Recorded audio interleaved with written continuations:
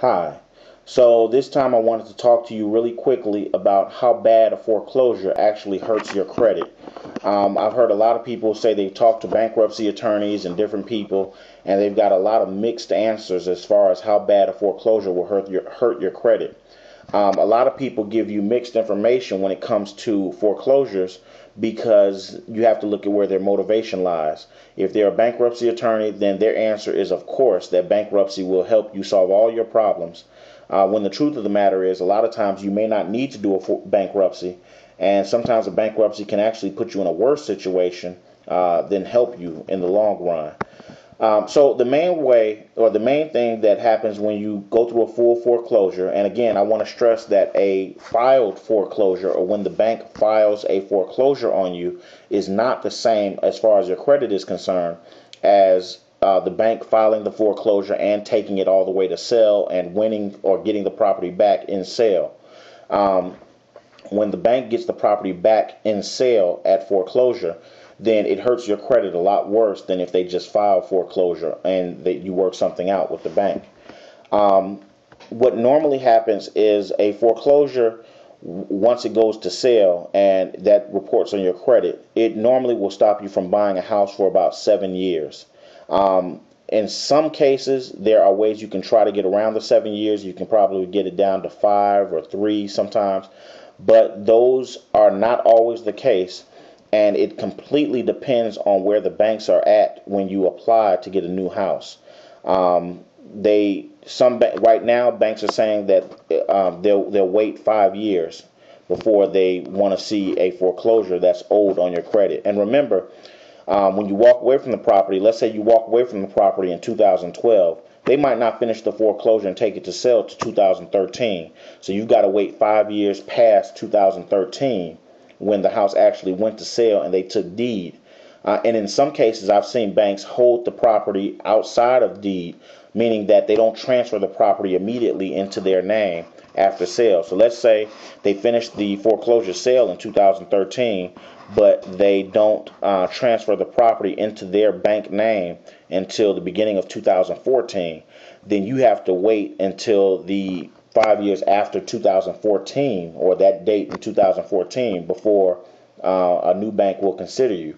And that's constantly changing, because what happens is a new bank might change their guidelines and they might say, you know what, we're getting so many defaults on people that we tell to wait 5 years after a foreclosure that we're now going to say you have to wait 7 years, or we're going to say you have to wait 4 years, but you've got to establish 3 new credit lines and all that kind of stuff. So it really depends on where the banks are at the time that you decide to try to get a new house. Now, I know a lot of you are thinking, well, I'm just not going to get a new house. I'm going to walk away from the house and I'm going to go live in an apartment.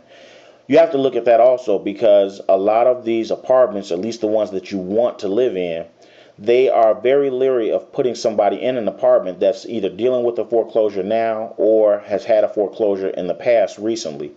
The main reason that they don't want to deal with people that are in a foreclosure now is because if they put you in an apartment and then you decide that, let's say you decide to go back and try to work something out with your bank, you can walk away from their apartment and go back to your house, and they're kind of left high and dry. They like you to not have options when you're getting into one of their apartments.